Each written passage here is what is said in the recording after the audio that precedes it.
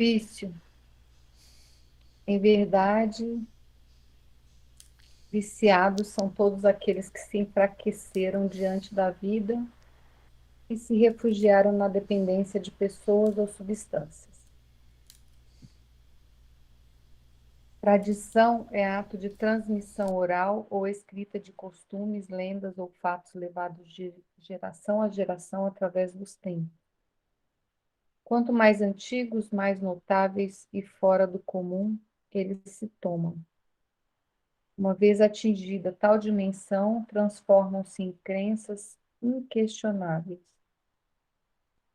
As criaturas assimilam conceitos simplesmente porque outras, que elas julgam importantes e entendidas, lhes disseram que são verdadeiros. As crenças de toda espécie começaram geralmente através das histórias e dos costumes criados por alguém. Com o passar dos séculos, entretanto, tomaram-se regras éticas. Se tornaram-se. Crença é a ação de acreditar naquilo que convencionamos adotar como verdade. Evidentemente, algumas são verdadeiras, outras não. Precisamos revisar nossas concepções sobre os vícios. Não podemos entendê-los como uma problemática que abrange exclusivamente delinquentes e vadios. Em verdade, viciados são todos aqueles que se enfraqueceram diante da vida e se refugiaram na dependência de pessoas ou substâncias. Pelas crenças tradicionalistas, são taxados de criminosos e vagabundos. Para nós, no entanto, representam, acima de tudo, companheiros do caminho evolutivo, merecedores de atenção e entendimento. Por serem carentes e sofridos, entregaram sua força de vontade ao poder dos tóxicos, procurando se esquecer de algo que talvez nem mesmo saibam, eles próprios, pois não aguentaram suportar seu mundo mental em desalinho. A ociosidade pode ser considerada, ao mesmo tempo, causa e efeito de todos os vícios. Reportando-se à ociosidade, assim se manifestaram as entidades superiores. Haverá espíritos que se conservam ociosos, mas esse estado é temporário e, dependendo do desenvolvimento de suas inteligências, em sua origem, todos são quais crianças que acabam de nascer e que obram mais por instinto que por vontade expressa. Sob o prisma do efeito, tais considerações podem ser analisadas conforme o que segue abaixo. Os dependentes são julgados por muitos como criaturas intencionalmente indolentes, por outros de forma precipitada como parasitas sociais, desocupados, improdutivos e preguiçosos. Mas sem qualquer conotação ou justificativa de tirar-lhes a responsabilidade por seus feitos e decisões, não podemos nos esquecer de que o peso do fardo que carregam lhes dá tamanha lassidão energética e passam a viver em constante embriaguez na alma, entre fluidos de abatimento, fadiga e tédio. Não são inúteis deliberadamente, mas se utilizam sem perceber do desânimo que sentem como estratégia psicológica para fugirem à decisão de arregaçar as mangas e enfrentar a parte que lhes cabe realizar na vida. Adiam sistematicamente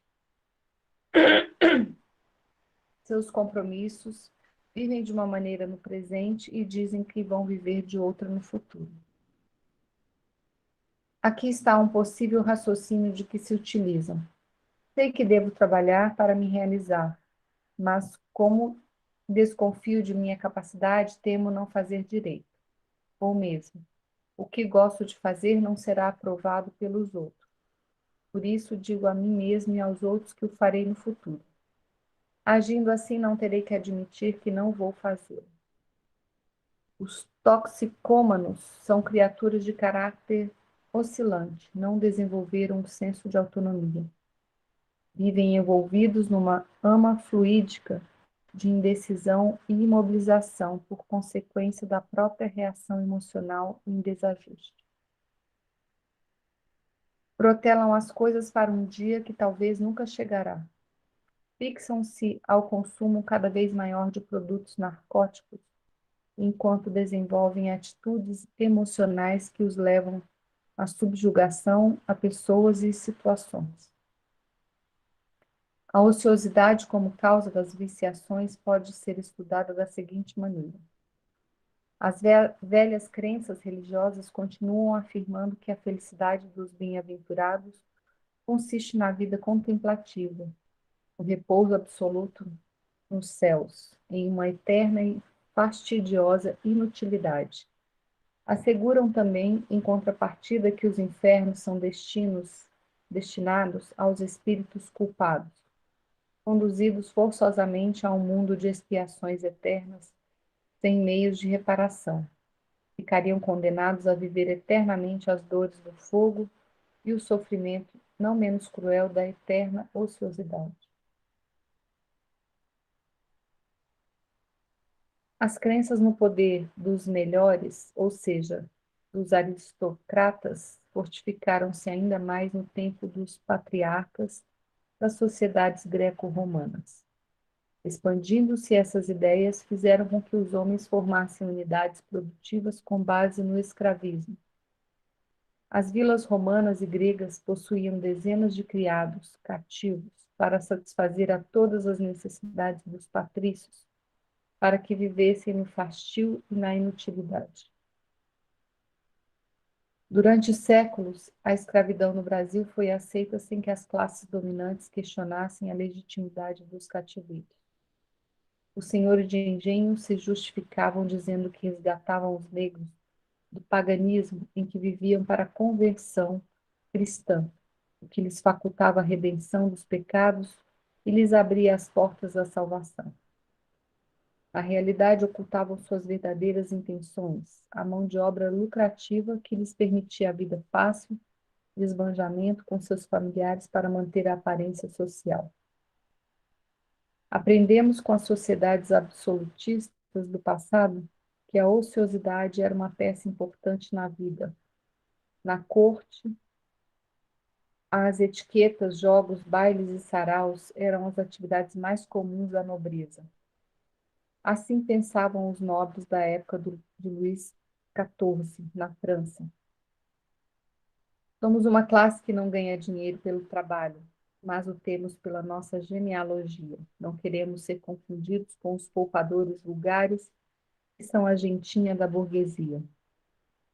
Pode-se Pode-se afirmar que até poucas décadas atrás a grande maioria também assim raciocinava. As regras e costumes do passado pesam sobre todos nós. Somos espíritos milenares, encarnando sucessivas vezes, adquirindo experiências e assimilando crenças, algumas verdadeiras, outras não, repetindo o que escrevemos inicialmente. Essa a razão da necessidade de revisar nossos conceitos. Disse certa feita Sócrates: não é ocioso apenas o que não faz, mas também o que poderia empregar melhor o seu tempo. A ociosidade é uma porta que se abre para os vícios, é uma casa sem paredes.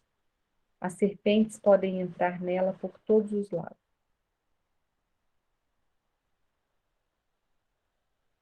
Muita coisa, né?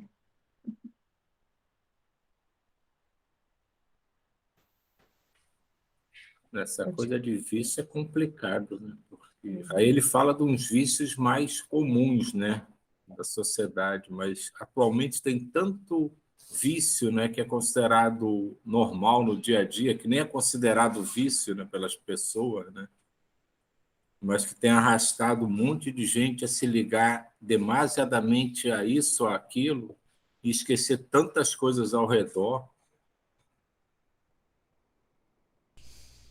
Uma coisa que foi bastante forte, assim, que eu ouvi essa semana, foi uma entrevista do Chico Xavier, e aí sobre comentários, sobre críticas, né? E ele falava assim, eu não me lembro exatamente a frase, não sei se você se lembra, fala que a gente tem que ser o ponto terminal da, assim, a coisa tem que morrer na gente, a crítica, né? Eu achei tão forte isso, é tão, assim, porque cada vez, né, que, principalmente quando se encontra, eu vejo, assim, família, aí um fala do outro, não sei o quê, então, assim, quando eu, né, silencio isso, nossa, é uma capacidade, assim, de... E não só silenciar, mas mostrar um outro lado também, né, um lado mais amoroso, mais compreensivo das questões que cada um passa, né? Principalmente da gente também, né? Achei muito bonito isso. Tem uma orientação, né, que é na mesma linha, né, que eu não lembro mais de quem é. Mas era tudo que você fosse abrir a boca para falar, você primeiro analisasse se era uma coisa boa, se era útil e se era verdadeiro. Se passasse nos três crivos, aí você podia passar adiante. E se a gente parar para pensar realmente nas coisas que a gente fala, muito pouca coisa consegue passar pelos três crivos.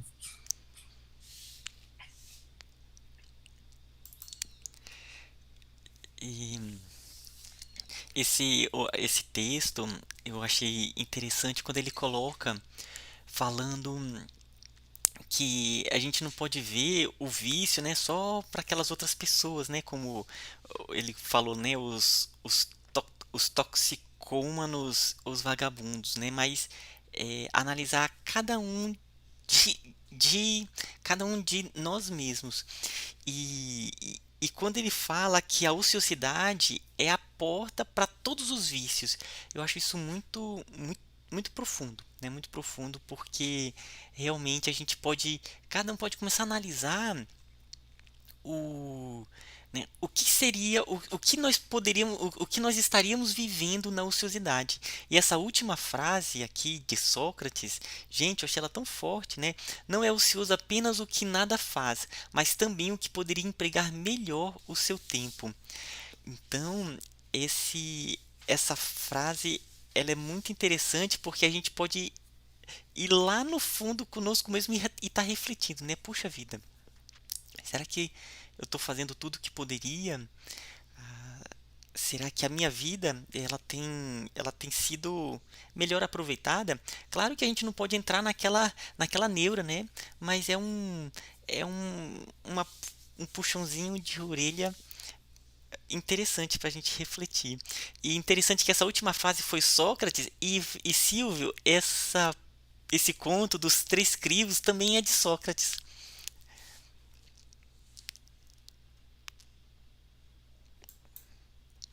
Eu penso assim, todos nós somos viciados, né? Todos. Viciados em alguma coisa. Por esse texto, quando ele fala de tradições, de crenças e começa toda essa história. Todos nós, de alguma forma, temos alguns tipos de vícios, né? E, às vezes até a gente se ampara nesses vícios, né? A gente se justifica nesses vícios. Aí ele fala da ociosidade e o vício do trabalho, né? Tem pessoas que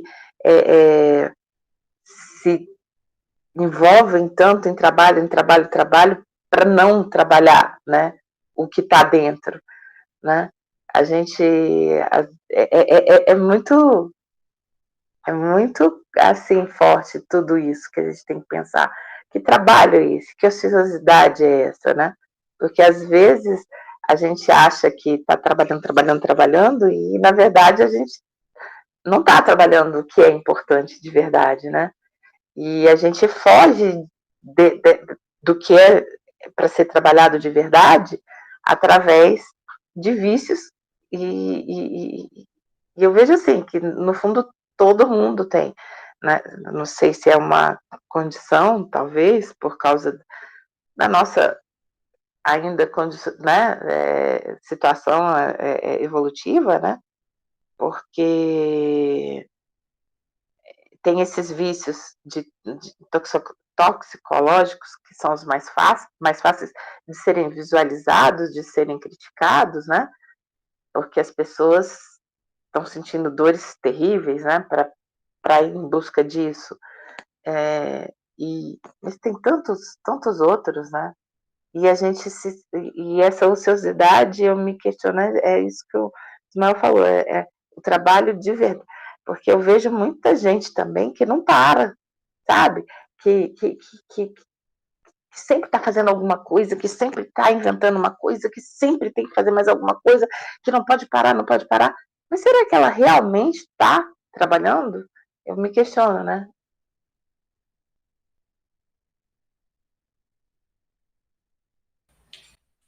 Acho que todo vício, independente de qual seja, ele envolve um desequilíbrio, né?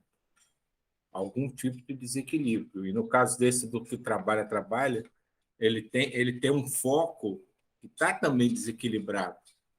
Porque não é que ele vai produzir mais e melhor, mas a dedicação dele, excessiva, com certeza faz com que ele abandone outras coisas que ele deveria estar dando atenção também. Acho que é meio por aí.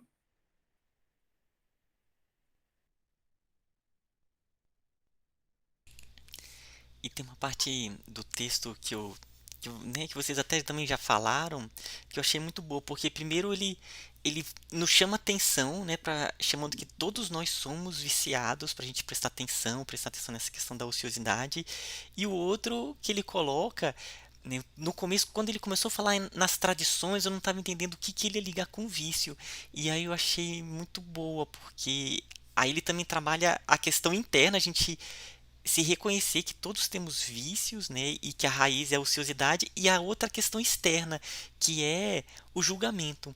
Então, olhar o outro e colocar essa ideia do ele é vagabundo, é isso.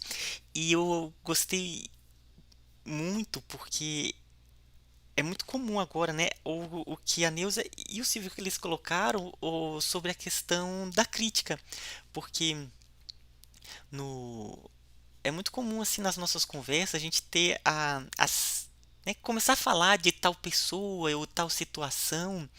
E ontem, né, ontem no domingo à noite é o dia que eu faço o culto do Evangelho com a minha esposa. Aí a gente está lendo um texto que é que é um texto de mensagenzinhas psicografadas de uma jovem. E aí ela estava falando do carnaval, né? Isso foi psicografado na década de 80 e ela contando as perturbações que acontecem na atmosfera. E aí eles ficaram em preces, em, e em orações. E um dos pontos que ela trouxe, ela falou assim, olha, e nos nossos encontros, os mentores falaram que o principal perturbação não sendo nem os atos em si, mas é a quantidade de pessoas que vão olhando aquilo e vão julgando e criando a psicosfera da perturbação. E aí eu fiquei me lembrando que na década de 80, por exemplo, né, os, o, o carnaval do Rio, né, ele tinha muita questão de sensualidade e passava em todas as televisões. Então, cada pessoa olhava aquilo e começava a pensar em questões de sensualidade, outro olhava aquilo e julgava. Toda aquela somatória das críticas é que ela falava que causava as perturbações. Então, eu achei bom, né, esse aspecto do julgar, porque acaba que é mais um pensamento entrando na psicosfera planetária e causando perturbação. Então a gente está bem atento. Então, deixa eu ver se eu entendi. Então, você está dizendo que não basta o fato em si, as próprias críticas que advêm daquilo Elas se ajudam a somam. formar um desequilíbrio maior. Maior ainda, Porque o que acontece? A pessoa pode estar fazendo, sei lá, uma pessoa. Já vai ter as questões dela, daquela pessoa, mas as outras pessoas que vêm, que julgam, eles ampliam um pensamento de crítica e vai fortalecendo mais ainda o, a psicosfera de desequilíbrio, né? Então o outro vai e Porque como que são esses espíritos, né? Os espíritos superiores. Então, eles vão para auxiliar, pode estar acontecendo as maiores barbaridades. Eles se mantêm em um estado de serenidade, de amor, envolvendo, como se estivesse ali o tempo todo fazendo um trabalho caritativo, um trabalho de acolhimento. Então, essa a diferença, né? Enquanto o outro fica ali emitindo e fortalecendo egrégoras de desequilíbrio, os espíritos superiores eles vêm numa profunda serenidade, até nas situações mais terríveis, e eles vêm sempre com aquele intuito de acolher, de auxiliar, de é isso. Bom, foi isso que teve no texto, né? E eu fiz a ligação com isso que a gente leu hoje. Esse momento agora que a gente está vivendo da guerra, né? As pessoas sempre levando muita crítica, né? Aos governantes. Aí a mensagem assim, que a gente recebe é que quando a gente critica, a gente passa a entrar nessa mesma forma de pensamento pesada, né? Então, levar amor, né? Assim, envolvê-los, né? Esses seres que estão assim, sem essa visão clara, né? Do que estão fazendo, estão sendo manipulados, né? Então, assim, envolver em amorosidade e desfazer, procurar desfazer, né? Ontem eu senti assim, eu fiquei o dia todo assim tentando, que eles estão pedindo que as nossas irradiações sejam voltadas não só pelos que estão passando, né, pelas guerras, mas também pelos agressores, pelos, né, que então que é como existe ali uma coisa densa, escura, por questão de vibração, mais dessas críticas, né? Porque alimentam, vão alimentando isso. Então, você imaginar isso se desfazendo, você imaginar, né, que isso vai se esvaindo por amorosidade, e a gente está constantemente, porque a gente sabe que a espiritualidade está ali, né, trabalhando muito pesado, está sendo muito difícil, e a gente tem que estar conectado com essas, sempre, né, com as melhores vibrações, com as melhores conexões e irradiando sempre amor, né? Para que essas coisas possam não ficar pensando, né? Porque às vezes a pessoa fala, vai ter outra guerra e tal, né? Vai ter... E vai aumentando, né? Vai assim, não, porque agora e tal. Ao contrário, né? Vai desfazendo isso, não pensa nisso, né? Cada vez que pensar, faz uma oração, faz uma vibração positiva para levar para outro lado, né?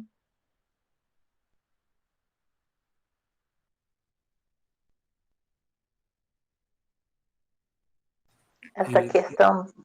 Desculpa. Pode dizer, Diva. Não, é porque eu confesso assim que eu tenho muita dificuldade, eu sou muito assim, racional e às vezes meio linear, às vezes assim. Julgamento, crítica, né? Você ter a consciência do. Quando, por exemplo, o Ismael estava falando dos espíritos bondosos que ficam ali apoiando e fazendo orações para aqueles outros. Mas, de certa forma, há um julgamento. Aquele comportamento não seria, vamos dizer assim, onde é o julgamento, onde é a crítica, onde você deve atuar no sentido de isso não é o correto a ser feito, isso é o correto a ser feito, e eu me questiono muito sobre isso, né? Os limites que a gente tem, né? Porque é tudo muito, muito tênue, né? E a gente não sabe, porque às vezes também, a impressão, claro, por exemplo, fazer a oração para os governantes, eu acho que tem que fazer muito, porque eles estão numa posição muito difícil, né? Eu não queria ser um governante, então se eu não quero ser um governante, porque eu sei que a coisa está, né? Mas assim, então eles merecem muita oração. Mas o fato do verificar que ali está sendo cometido, seja o governante ou qualquer pessoa e tudo, está errado, ou não é para o bem, ou vai fazer mal, e se posicionar diante disso. Eu tenho muita dificuldade dessa, dessa linha, de entender essa linha, sabia? Eu tenho muita dificuldade, realmente. Diva, eu acho que aí o julgamento, ele tá falando mais com relação àquele julgamento que ele não tem uma função construtiva e, além disso, ele vem com uma energia mais densa, né? Então a gente tem várias situações, por exemplo, eu que sou um professor, né? Então às vezes vem um estudante que ele faz alguma coisa que pode me irritar, que eu acho que não é correto. Eu posso então aquilo está em uma situação que eu acho que não é correta, mas o que acontece? Eu posso fazer de uma maneira que seja equilibrada, madura, até mesmo ali envolvendo em uma questão ah, de amor e conversar, né? E conversar, ó, como é que foi o que que o que está acontecendo, e a partir de um diálogo estarmos construindo. Ou eu posso, de certa maneira, agir ali com uma certa agressividade.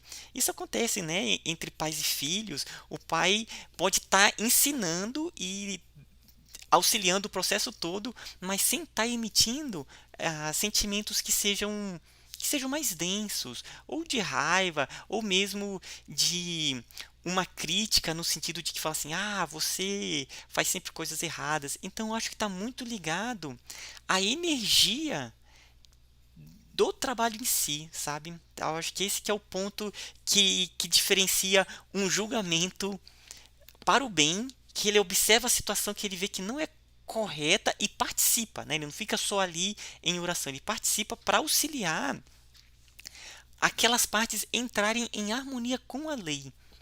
E outro que é de uma crítica mais no sentido de estar reforçando aquele processo. Eu vejo mais assim.